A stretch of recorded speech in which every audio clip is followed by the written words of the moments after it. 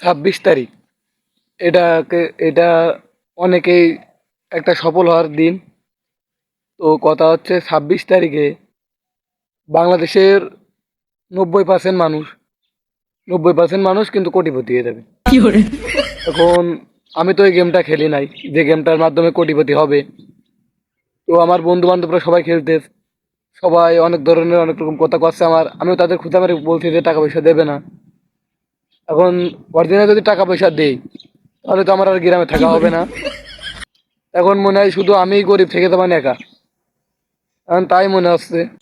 এখন আমার কাছে কথা হচ্ছে, আমি এই বোকামিটা কেমন করে করতে পারলাম। আমার হাতে একটা থাকা স্মার্টফোন দিয়ে আমি যদি এই গেমটা খেলে রাখতাম, আর যদি টাকা দিত, তাহলে তো আমিও একজন ধনী হয়ে যেতাম। এখন যদি বাইসে ওরা বড় লোক হয়ে যায়, তাহলে তো আমার কার কথা, যাই হোক, ওদের গাড়ি কিনলে গাড়ি চালানো চাকরি দিলে হবে না। কারণ কি আর কব, সেটা আর বলার নেই। তো আসলে এই 26 তারিখ নিয়ে ভালো টেনশনে আসি, ঘুমাইতেও পারি না।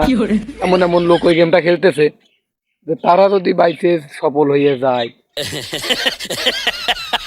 তাহলে কাজ, আমি এই বোকামিটা কেমন করে করলাম। আমি হাতে থাকা একটা স্মার্টফোন রয়েছে, এত সুন্দর একটা ফোন, আমি গেমটা লাভাইছিলাম অবশ্য। লাস্টে দেখলাম বড় বড় কন্টেন্ট ক্রিয়েটাররা এই গেমটার বিষয়ে বলছে, মানে রোস্ট ভিডিও বানাচ্ছে আর কি। এখন যদি টাকা দেই, তাহলে এই বড় বড় কন্টেন্ট ক্রিয়েটাররা কিন্তু ফেল মেরে যাবে। কারণ আমার কাছে কথা হচ্ছে, আফসোসের ভাই শেষ নেই, আর আফসোস করতে করতে পাগল হয়ে যাচ্ছে।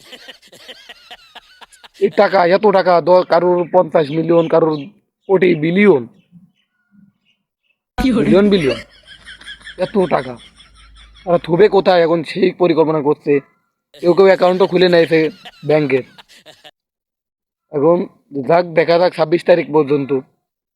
আর টাকা যদি পাই, বন্ধু বান্ধব ফেলাই তো আর দিতে পারবেন না, গাড়ি চালানোর দায়িত্ব একটা দিয়ে দিলে হয়ে যাবেন।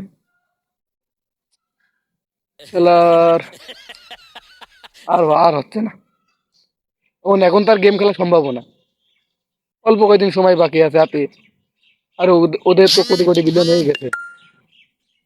তো যাক, তারা একটা গাড়ি চালানোর দায়িত্ব দিলি, নাই তারা জায়গা জমি কিনলে তাদের জায়গা জমিতে কাজ করে বেড়াবেন, তাছাড়া তো আমার আর কোনো জায়গা নেই।